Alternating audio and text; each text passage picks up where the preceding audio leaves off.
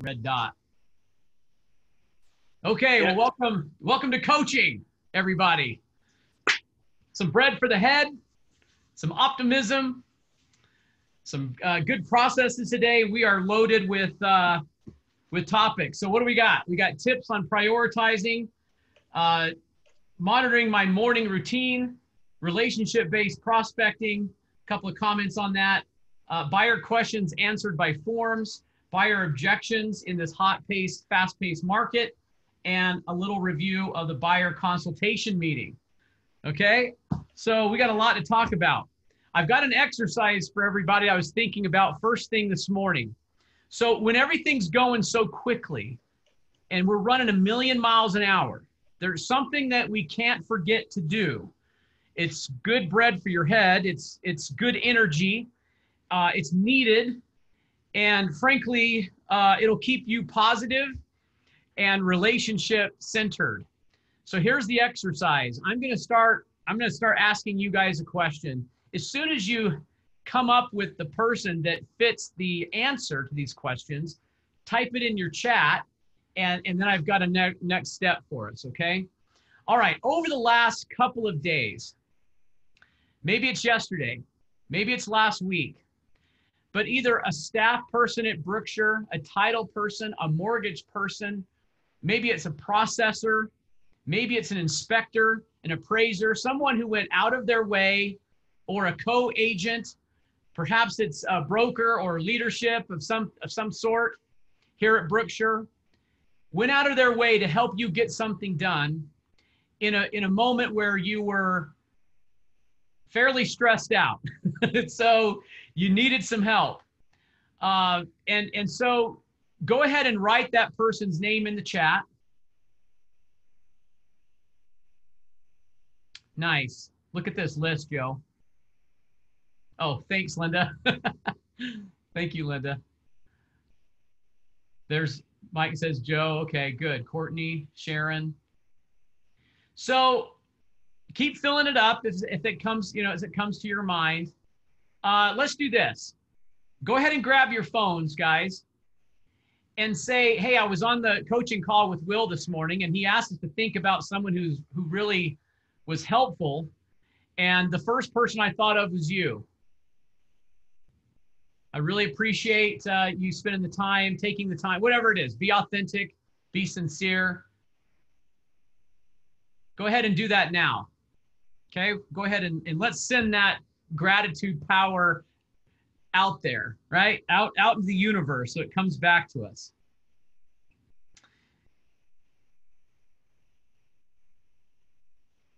Okay, I'll give you a second to do that.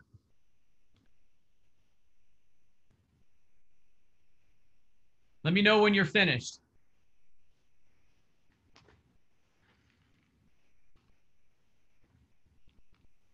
Well, I'm just going to assume that it's you're going to put on my name, so you don't have to type it. Oh, yeah, Joe totally bailed me out.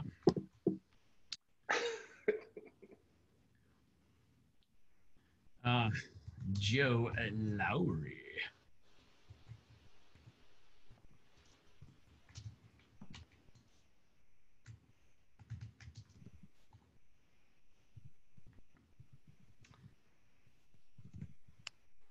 Okay, everybody finished? I hope that that was sincere, authentic, and I'm sure it was. And we got that gratitude out of the way. I guess, guys, I'm just reminded when everything's moving really fast that it's really important to pause and to thank those people who are helping us. There's so many. I think one time we did an exercise. I remember being in a conference room. I grabbed the markers, wrote on the whiteboard. How many people are involved in a real estate transaction? If anybody remembers that discussion, do you remember how many we came up with from start to finish? Mark says 31. Yeah, it's an enormous amount. When you think about the team of people it takes to have a real estate transaction concluded, it's impressive. So there's a lot of gratitude for every transaction. I think it's a little, well, I get it, but you know, we celebrate our finish lines in this business a lot. We say, you know, top closer, top lister, top pending. And that's a little bit like the running back in football who breaks through the line and takes advantage of all the blocks and the schemes and the setup and runs in for a touchdown and looks up at everybody and says, like, look how cool I am, you know?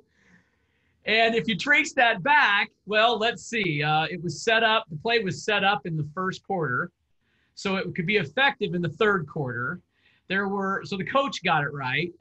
They practiced it, they rehearsed it. His linebacker, his running back coach helped him. The offensive line did their job, right?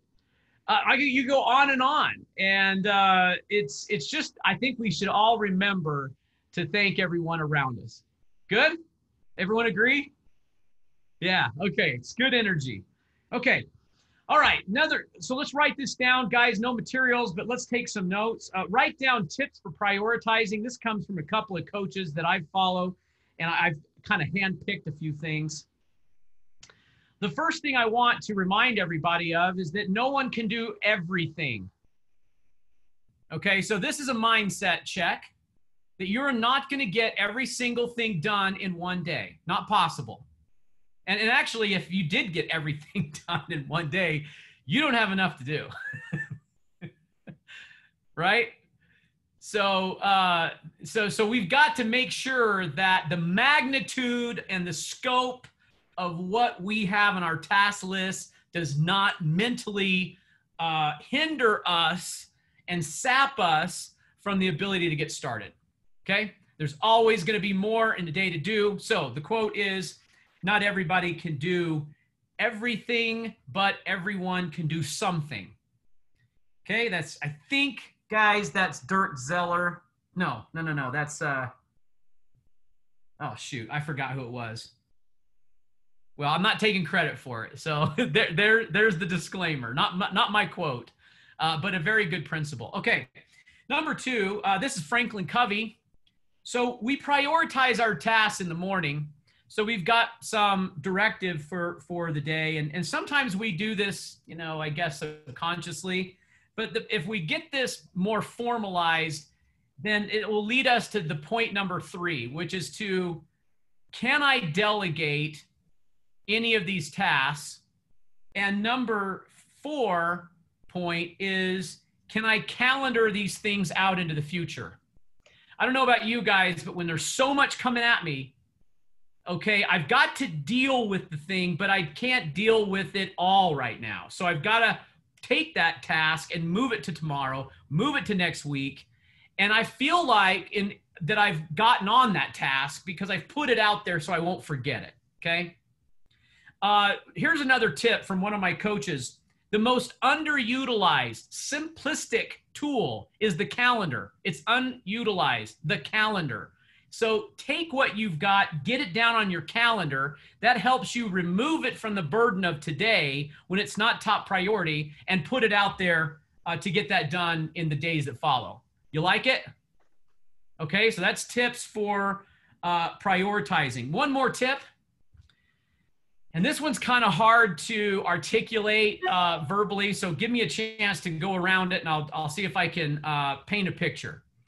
When I'm looking at my tasks, there may be 1 or 2 that I don't want to do, and they're heavy, and I'm not sure, should I do them today? Should I do them first? Should I do them later? And I struggle with that, okay? Here's the question. Would your day go better if you took the heaviest thing and moved it to the front? In other words, is your worrying about it crippling your ability to do the other things on the task list? And if that is affirmative, then take that heavy thing and move it to the front. Okay, does that make sense? I need someone to talk to me. I'm hearing all these during COVID. Are we social people? Yeah, we do like interaction. So who wants to unmute and have a conversation with me? Joe's skiing, so I got no co-captain. I think that makes a lot of sense. You got to prioritize. It's like putting that analogy of putting the rocks in the jar, right? Yeah, yeah. You got to put the most important things in first, and then everything else gets filled in. Yeah, you guys heard that one. You take the jar, you put the big stones in first, then you put the pebbles, then you put the sand, and then the instructor says, well, is it full? Of course, he starts off and puts the rocks in and says, is it full? The students say, yes, it's full. But then he puts pebbles in. He says, is it full now? They go, yep, now it's full. Then he puts the sand in. He says, is it full? And everyone says, yes, it's full. And then he takes water and pours the water in. And it's all in the same space, right? Really great object lesson. What about this issue of tackling the thing that's weighing on you? It could be put off to tomorrow. Maybe it's not a deadline or something like that, but it's something that is hovering over you. Anyone want to talk about that? Well, there's a book. Oh, sorry, Michael. There's a book called Eat the Frog. Yeah. And it's, I have not personally read it, unfortunately, need to do that. But it talks about doing the thing you hate or dreading or procrastinating. Do that first. Yeah. There's been some calls, I think, for all of us that we just don't really want to make. We're concerned, we're worried. So fear gets in the way, and then the thing hovers over us all day long, and we're not as effective as we should be. My experience is to take on that one first, okay? And to Leslie's point, grab that thing first. If it's going to keep me up at night, I want to get rid of it. Yeah, right. Right. And if you noticed, it's never as big as, never is a big word. Okay, most of the time, it's not as big as we thought it would be, So especially when you guys are approaching it with heart. Excuse me, had to get that COVID sneeze out of the way. That was not my elbow, so no one come near me.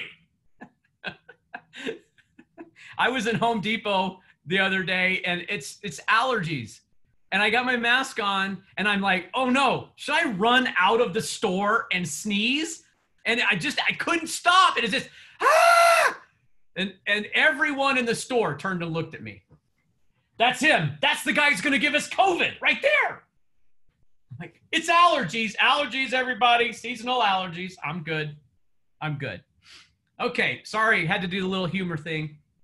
All right. Let's pivot, guys. Can I make a comment? Yes. Yes, sir. Michael, go ahead. I find that when those tasks that are so daunting, it's not just that they don't get done, but it's like it clogs everything else up from getting done because I'm just weighed down by it. Yeah. Yeah, very good. It's standing in our way. Okay, let's do just something quick on the morning routine. Could I take, I often ask myself in the morning, what are the things that if I said or we talked about would make the most profound difference for those who show up to coaching today? And I get some of the same fundamental answers. Some of you are really onto this, and I've already pivoted or had pivoted way before you knew me. But morning routine is a big deal, you guys. It's the way you set your day. And look, I start off with, get out of bed and I get my running shoes on. I've already tried to exercise at night, and for Will, it didn't work because I was too exhausted.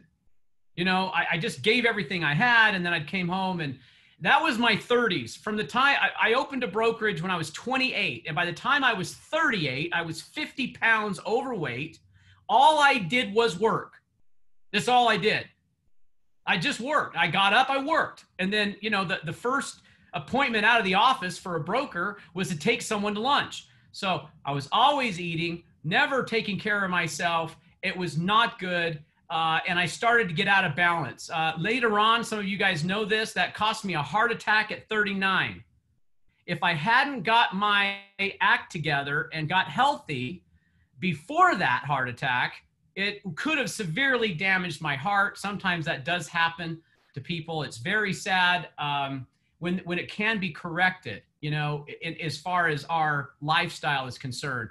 But it begins with me with exercise. And while I exercise, I'm listening to something that is educational. And that's really important to get my thoughts going. I get more optimism and I get more ideas about what I can do. We get creative. And us as humans, we're creative beings. We like to build things and make things. And so when you have that mentality going, it sets the whole day just right. You can think about, wow, I could create a better prospecting campaign, or I've got an idea on what I can say on social media. My follow-up could be better and things like that. So you get creative. How many of you in the chat, go ahead and just say, look, does your morning routine need some pivot or adjustment or improvement?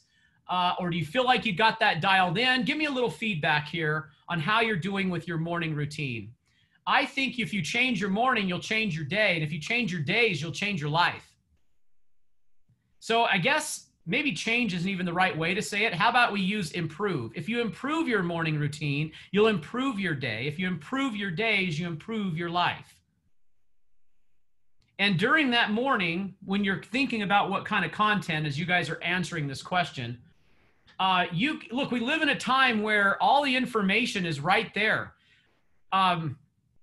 My great-great-great-grandfather, I have a letter that was written in 1858 from his father. So my great-great-great-grandfather sent him a letter. He was 16 years old. He was in college. The only place you could go to get that kind of education was in England.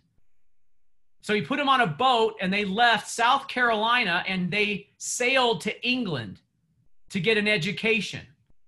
And he sent a letter that says, you know, improve yourself. And there were great tips. Maybe one of these days I'll share with you guys what a parent would say in 1856 to a son who's 16 who's in college. So in that day, that's what you had to do to get information. Today, it's a click away. There's no reason why we can't just go get what we need. So really good. Okay, thanks for the feedback, you guys. Yeah, Emily's juggling a 3-year-old. Got it. Working on changing it. Okay, being new. Yep.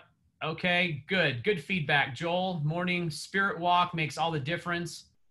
I'm about 60%. Good. Yeah, toddlers. Yeah, I remember that phase. Okay, very good, you guys. Very good. Okay, I'm going to switch the channel now to topic number 3, which is relation-based prospecting. Okay, so write that one down. This is for some of you, this is a rehearsal of things we've already talked about, but I want to put a different emphasis on this. All right, it's moving really quickly right now. And relation-based prospecting, could you take some adjectives in the chat room and tell me what you think that means to you if you prospected with the relationship at the center and that it's centered on the relationship in your prospecting and follow-up? What does that mean to you? How do you go about doing that?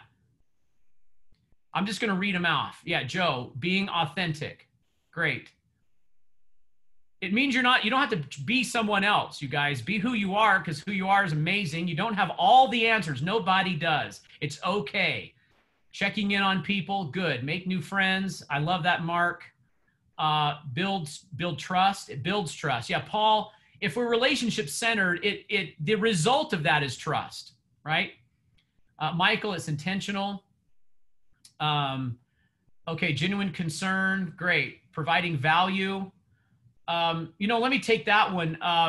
The thing I love about the providing value, this is our agency reasonable care, fiduciary duty, reasonable care.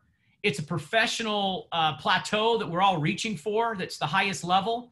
We should do that because we love the people which we serve, and they deserve to have a high-level professional. Let that drive your study, okay?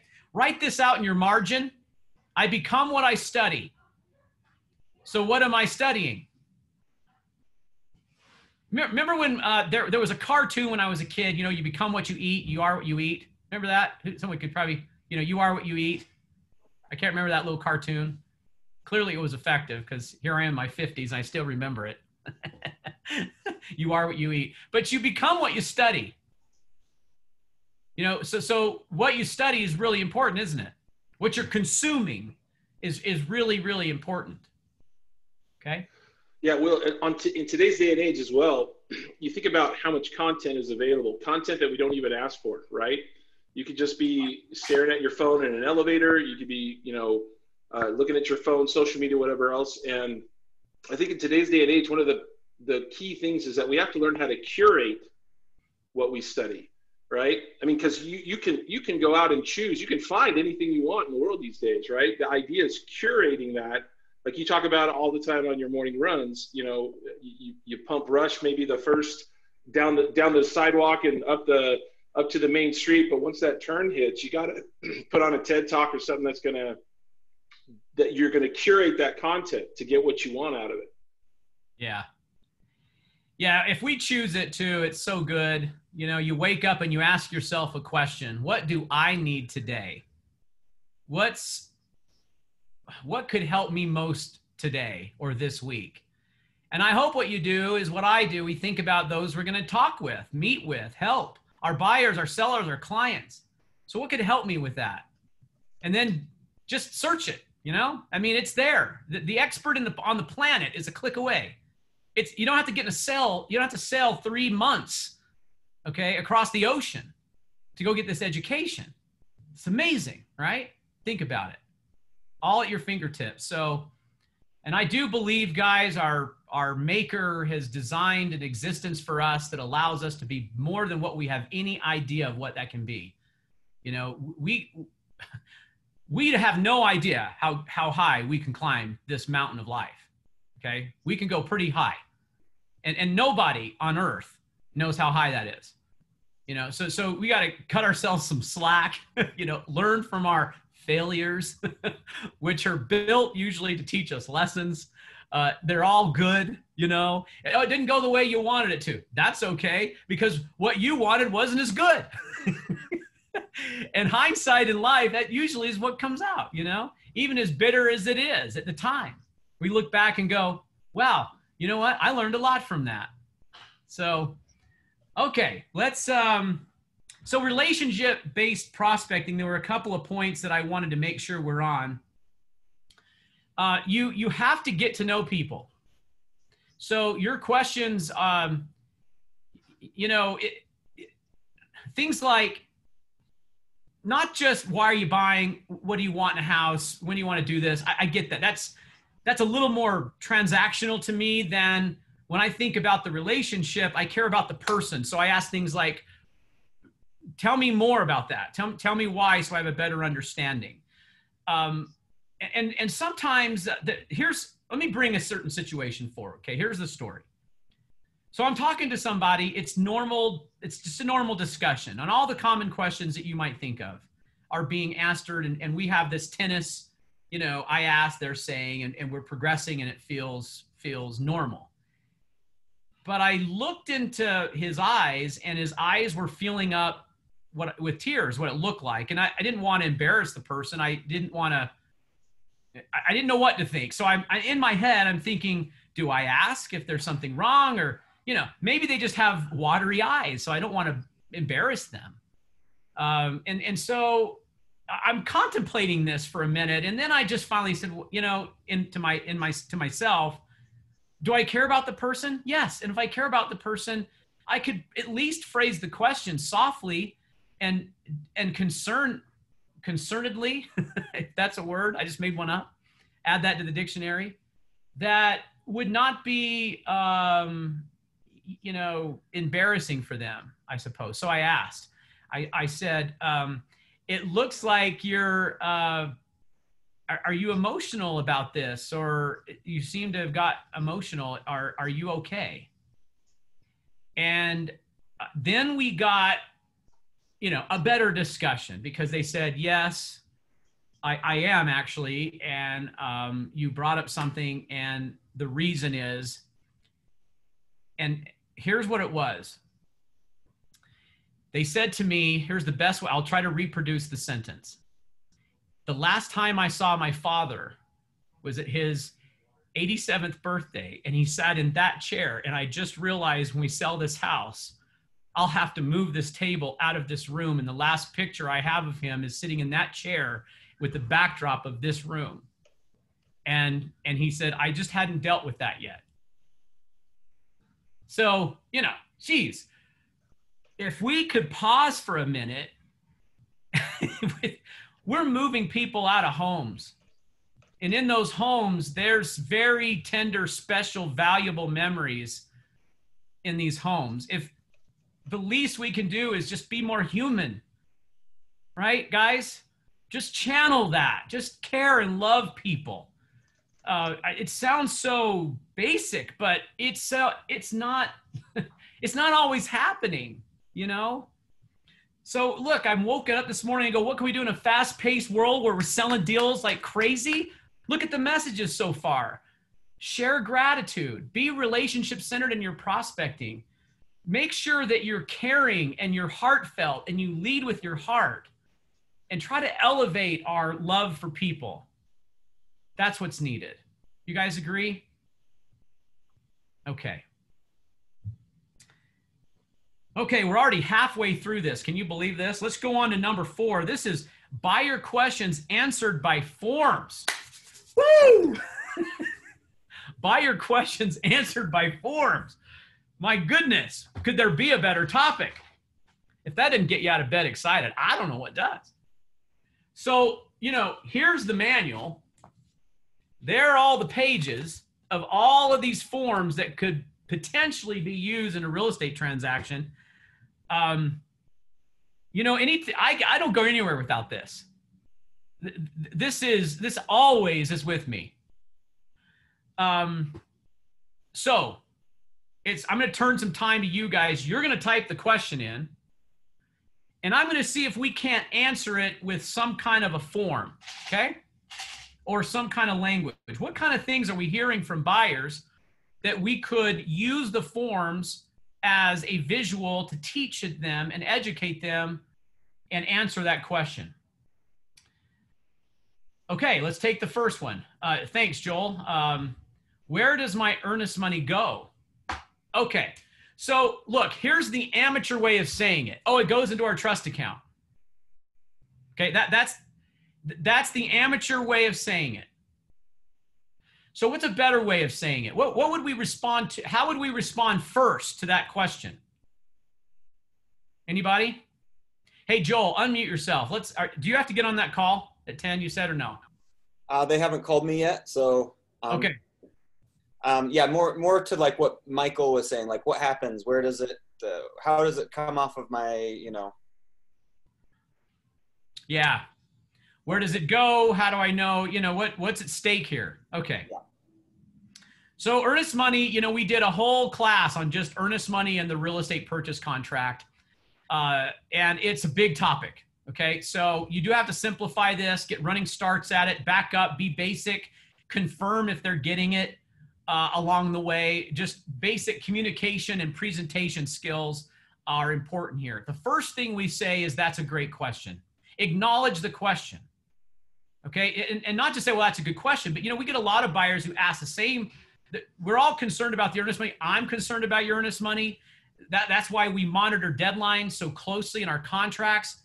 And so depending on where they're coming at, depends on where I emphasize. Okay. So I'm kind of getting a sense here from this buyer through Joel and Michael that this buyer just wants to know, you know, where does it go, and do I see it again? You know, or do I have to say goodbye forever, you know, to this money? What happens? So the amateur thing to do is say, well, it goes in our trust account and you're credited at closing. There's a better way. Acknowledge the question. That's a great question, Joel. We get a lot of buyers who ask that. I'm very concerned about protecting your earnest money. That's one of our primary roles, is to make sure we protect that earnest money as best we can as we go through the transaction. So here, let me show you in the real estate purchase contract where it says where it goes. First of all, in the first paragraph, it's deposited into the trust account. And it's deposited into the buyer's trust account. That means it would go to Berkshire Hathaway's trust account. Now that's important because if at some point down the line, if we are in default, that money would be released to the other party. It's also, now if they're asking what earnest money is, we could go that way. So instead of me teaching now an entire class on earnest money, let me get the presentation points out in this coaching call, okay? Let's get the presentation points out. Make sure you pivot to the form manual. And the way you do that is a transition sentence. That's a great question. I think what might be best is let me show you in the purchase agreement where it answers that. Okay, can you memorize that, you guys?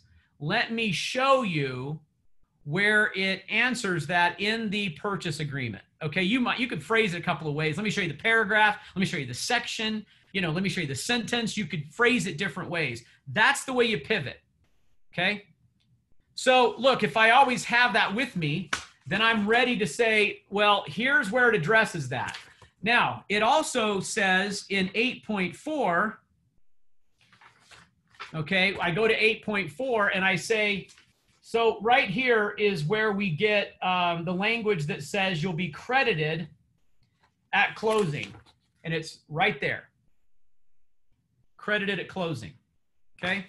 Now, the reason I'm able to do that is because I've memorized the contract and where everything is. But that allows me to point out the key words and use this as a visual in teaching. Now, what just happened, even in this call, some of you go, gosh, look, Will's just right on it, right on it. Okay, you see how you were thinking that? Well, what do you think the buyer's thinking when you do that? What's going on in their mind? They're saying, I want Joel to be my representative, right? This is more complicated than I thought. Or Joe is showing me, not telling me of his professionalism. He's illustrating it, okay? It's like, watch me do it, okay? It's a lot better than me saying, I'm really good at forms. I can lower your legal risk. You should hire me, right? I take their question and then I show them. See, it's just better. You guys like that? Okay. Look, I'm telling you, it's just Red Bull. That's all it is. You just take 3, you wake up, you get 3 Red Bulls and you're just good. You go all day long, I don't remember what movie it was. Oh, I do remember. Was it Yes Man? Jim Carrey, where he has the Red Bull. He's like, I love Red Bull. Do you like Red Bull? Everyone loves Red Bull. I think we should all have Red Bull. Someone says, well, have you ever experienced like a crash? Oh, no, I never have a crash. Red Bull's fine. Next scene, he's collapsed on the ground, right? Good stuff. Okay, for those of you who do not know me yet very well, you know that I've never, ever had a Red Bull. Okay. You don't want to mix that with this guy, okay? No. Yeah, Bettina's going, yeah, we don't want to see any of that. So, okay.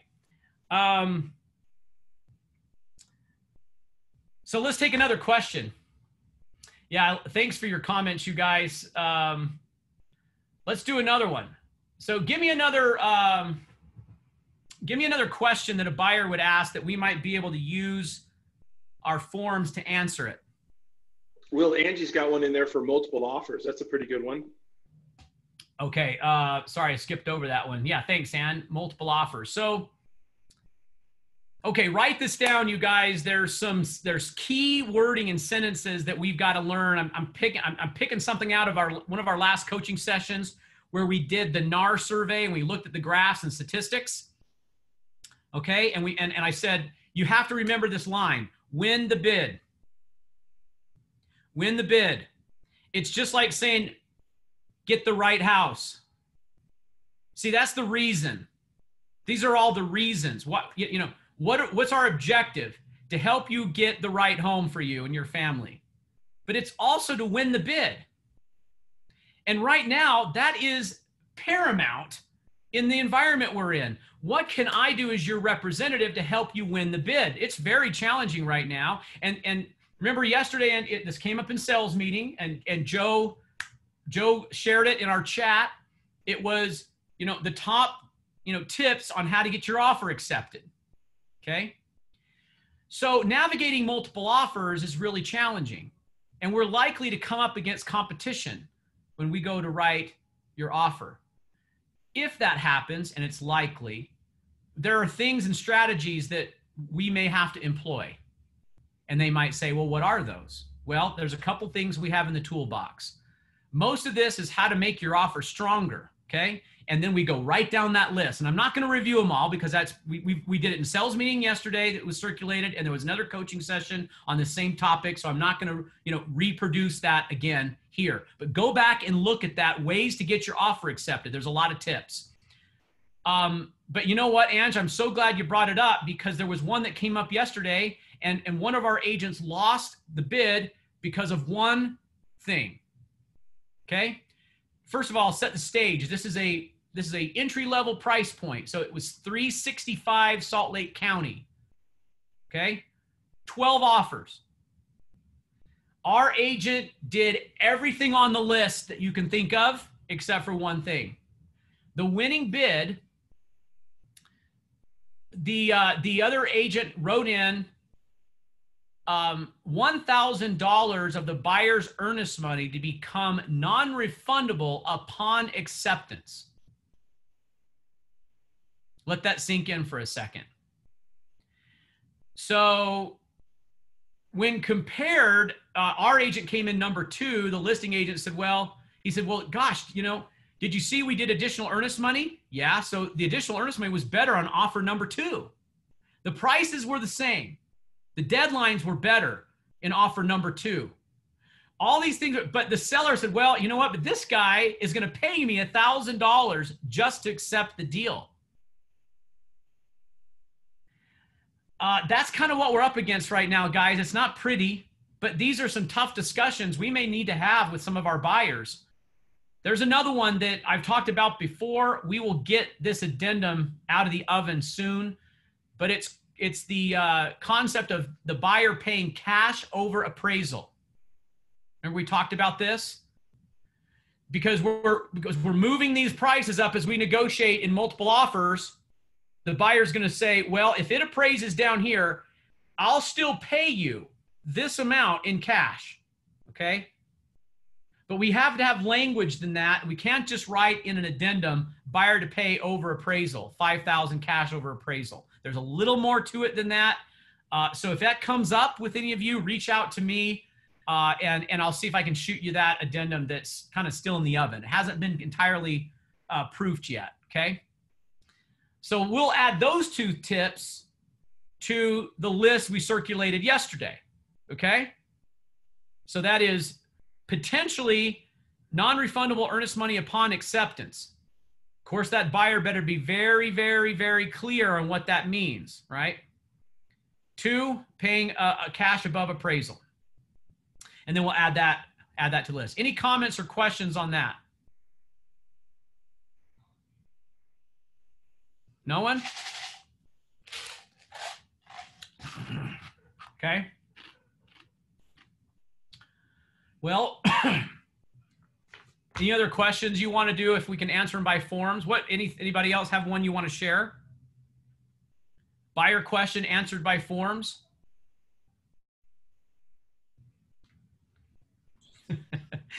Hey, Will, this is Julie Albert. Well, hello, Julie Albert. How are you? Hello. Good.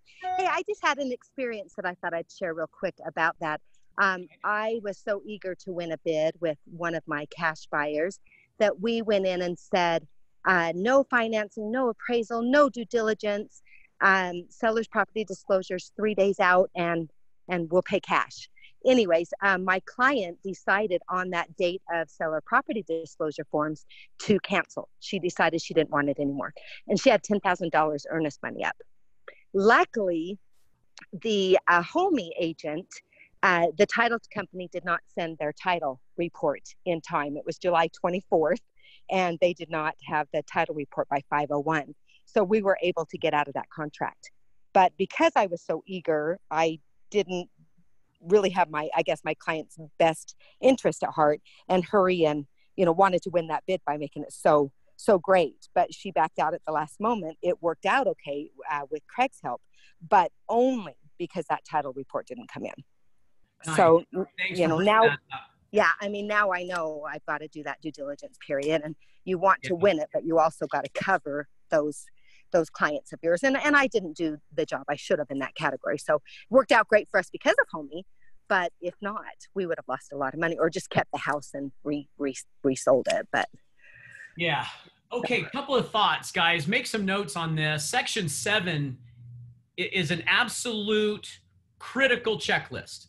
And every item in Section 7 must be completed before the deadline or the seller is in default. And that's what Julie is saying here, is that was the out for the buyer because the seller couldn't hold the buyer to the earnest money if they didn't meet their deadline on Section 7. So really, really critical. Half the stuff in Section 7 can be done before there's an offer. Okay, number 2. And I wish I could just change the world. I'm probably preaching to the choir here. But it's not better for the seller, for a buyer to not have due diligence. Okay.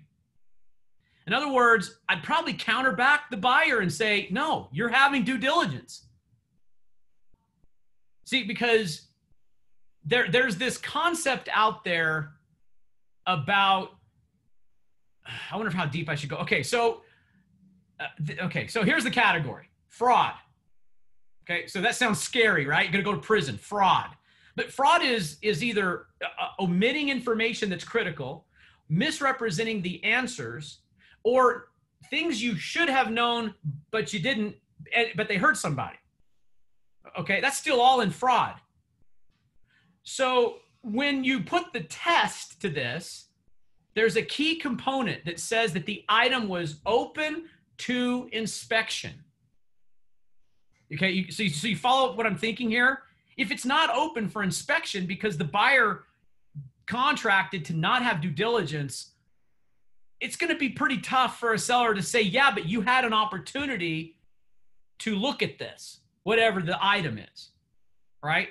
So I don't think it's to the seller's best interest to accept an offer that doesn't have due diligence. I think that's increased liability. And this is a legal strategy, okay? I did a class, I'm repeating myself again here, but repetition, right? How we learn things. Oh my gosh, I just lost my train of thought.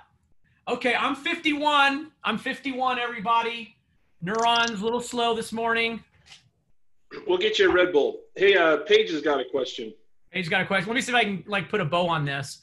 If you're on that issue of due diligence, guys, just counter it back in. All right, you got a beautiful offer. You're the listing agent, but they said, I'm not going to do due diligence. Just counter it back in. Have a verbal conversation, how much time you need. Do that, okay? So, all right, a bow on that one. Okay, what was the question, Joe? Paige, you got the mic. Paige, go ahead. Well, I raised my hand a while back. I was just going to say on the contract part, when you was talking about earnest money. Yeah. I feel like I know the REPSI pretty good, but I've decided that my clients need to know it as well. Like when you're saying about making sure they understand where the earnest money goes. And so I've decided that I'm going to read every contract, starting with the agency all the way through due diligence to the clients. It takes me about 2 hours, but I explain every section, and I just ask, do you have any questions? And I explain what the section is, meaning. And it's mostly with new buyers, first time buyers, and I feel like it educates them to the process and makes me more knowledgeable of the REPSI because I'm doing that every time, and just taking that time to show my clients that I have their best interest, that I want to make sure that they understand everything that they're signing and how this whole transaction works. In the perfect world, you guys, I wish everyone would do that. You know, in the perfect world, that's what we do. Here's what happens is we just left the property and there was someone there who's going to write an offer, and the agent already told you there's another offer and they already have two in hand. And, you know, and so what we just going to go, right. And we put the pedal down and we go too fast. And this is where mistakes get made.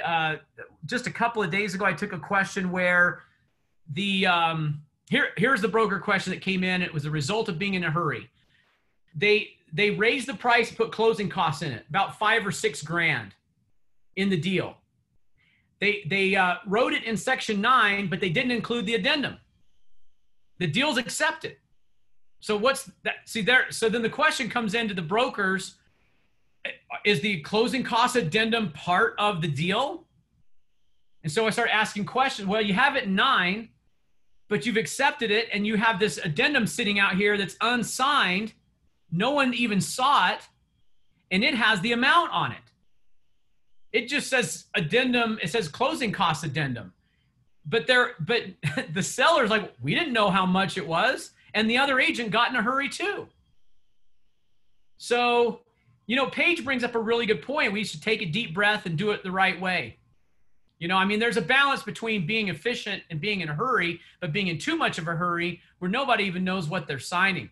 And on that point too, Paige, in the digital world right now, the division is, we timestamp everything. So if you send out 13 pages of documents, okay, at 10:21 a.m., and they all come back signed at 10:22 a.m., what did we just prove by that time signature? That we did not live up to our fiduciary duty to explain what they were signing. We're also in violation of a state law that requires us to educate and review the agreements with our client. There's two very big violations if we get in too big of a hurry. Okay. So I've done that before, and you talked about it, and I got a stomach ache, and I said, well, I'm not doing that again. And Yeah. so I don't want to. Joe always talks about don't run faster than you're able, right? Yeah. And so I just try to make sure and slow it down a little bit. But you do get caught up in these offers, and so I just talk to the other agent and let him know, you know, here's what we're going to offer, but we need to go through the contract, and I'll have it to you shortly. Yeah. Just making that contact with the other agent as well. That's great, Paige. Very good. If you guys don't know Paige, he's an excellent agent in our Ogden office. Great guy, great father, great man. Like so many of our agents in our company, adds to our culture. Anyway, appreciate that perspective, Paige. Okay, I'm ready to pivot if you guys are to the final topic. You guys good? Because we only got about 8 more minutes. Okay, so here it is. Let's write this down. Buyer consultation meeting review. So here's what we're going to do for this exercise. Grab your chat, and I want you to put all the bullet points that should be talked about in the buyer consultation meeting. Okay, go ahead and light it up. What kind of things do we review or go over or present in a buyer consultation meeting? Let's see if we can build a really good list here. And hey, Joe, have you seen Nick Manville at all in this call? Not on this call, no. Okay, he had a story he wanted to share about multiple offers, competing multiple offers, but yeah, so what should we talk about? The buyer consultation meeting.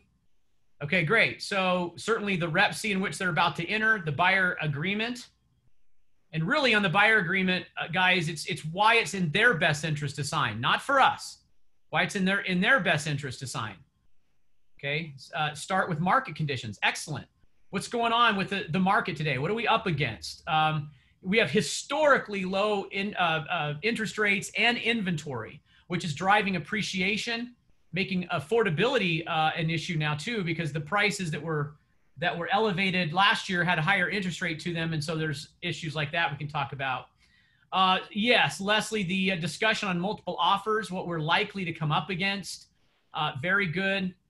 My value. Yes. What do I do? What do you bring to the table? How do we win the bid and find the right home? Good, Bettina. This is what it's all about for us, is making it right for them. The timeline process, Cindy. Yes. A lot of people want to know what's next and then what comes after, and then how long is it out there? What's, when's closing, moving, things like that. Remember, guys, when you're talking about things like possession and closing and funding, grab the contract, right? Grab the contract. If you're talking about earnest money and how things are credited, grab the closing disclosure out of your book. Open it up. This is a closing disclosure. This is what we're going to see at closing. Here's your earnest money credit, right? Show them that. Show them where it lines up in that credit column. Okay, timing process, timing and financing. We can be a great help in the financing side of things. We have great lender partners. So I think that's great too. Multiple officer situation. Emily, importance of all the agreements or signing. June, by the way, June is also one of my favorite people, you guys. If you know June Marchant, her and Dennis are legends in the business. But that's really good, June. The importance of the agreements, they are, it worries people, you guys. It's a litigious society, so make sure that we double down on one of our roles is to lower legal risk in a real estate transaction. Okay, that's one of the critical roles that we play. As is, very good. Cindy, let's talk about the condition of property. So buyer due diligence checklist, big one, huge. Go through that item by item, educate them on the kind of things we would inspect. Point out 10.2 is as is and the requirement of the seller to disclose. Really big deal. Yeah, Paul brings up the budget. Are we talking about the overall budget of the house? Probably so. What are we in? That's going to probably marry the down payment requirement and the payment obligation. Home warranty, very good. Getting pre-approved. This is how we win the bid. That's part of winning the bid. Mark, legal risk, tools to win the bid, very good. Market conditions, what to expect, what's earnest money. Okay, inspections. Yeah, it may look scary. Thank you, Cindy. There is no perfect home. You know what? You could probably write this down, you guys. There's on inspections, people obviously will be told it's not to code, right? Or it doesn't work. Well, old Repsies used to make the seller, the item had to work. But there's never been any kind of requirement that something was done to code. Okay, although an inspector may say, well, yeah, this wiring is not to code. Well, but the Repsi doesn't say that all properties sold have to be to code. But buyers need to understand that, okay? They need to understand the difference, okay? Because it is an as-is contract. Well, you guys have brought up everything that we've talked about in the past, so that's really good. So thanks for teaching that portion of the coaching segment. Nice job. So here's the overarching question for us. Are we pausing lead conversion long enough to have a buyer consultation meeting? That's the question. Because, see, what we do is we meet somebody we say something like, well, does that house work? Oh, it's a little more we want to spend. They say, what do you want to spend? This is all good. And they tell us. And then you say, well, here, let me just quickly look. And you say, wait, gosh, have you noticed the two properties on Oak Ledge Drive? And she's, well, we knew of one of them, not the other one. What are they listed for? You say, and then you do what? If you'd like, I'll show them to you. Isn't that what you say? That would be a natural thing to do. And that's okay, but we're lead converting. And the problem is we just keep lead converting. Well, here, let me find another more houses. Let me find more houses. Here, let me find more houses. See.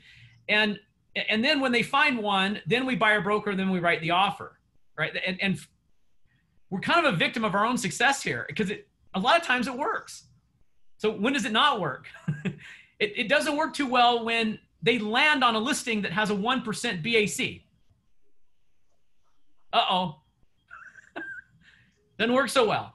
And then we find ourselves going, if I'd have had the buyer consultation meeting, then I could have explained my value, what we do and how we work. And, you know, we could explain that shell game that sometimes goes on where a seller says, well, just let the other side pay it, and then in hopes that they will, right? So make sure you pause long enough, the lead conversion, to have your buyer consultation meetings, okay?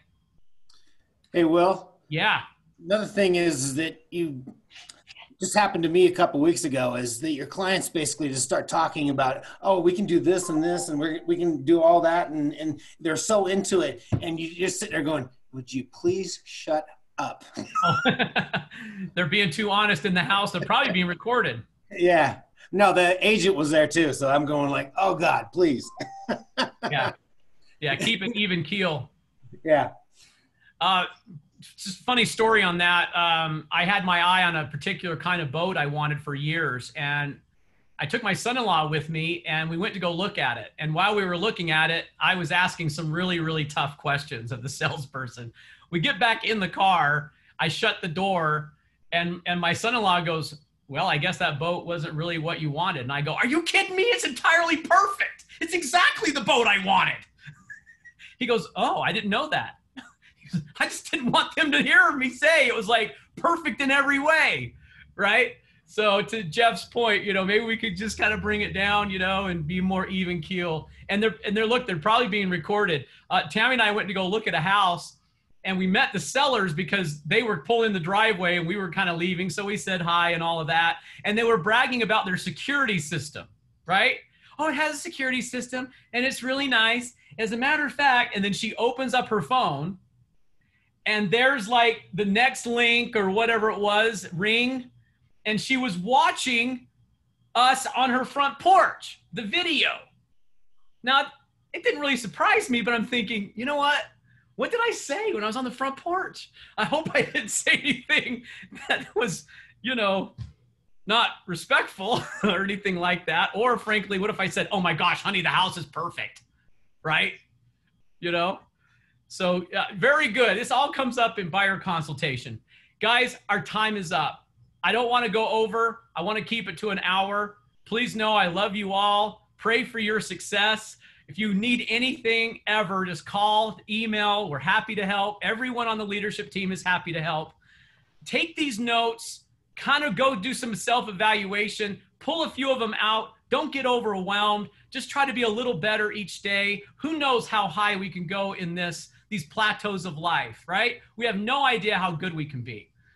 But I'll tell you what, you guys are pretty amazing.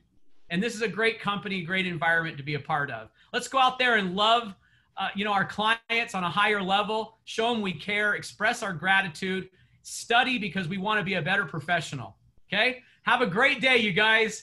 Thanks for joining me. Okay? Thanks, Will. You're welcome, Mike. Bye, Melinda. See you, Linda.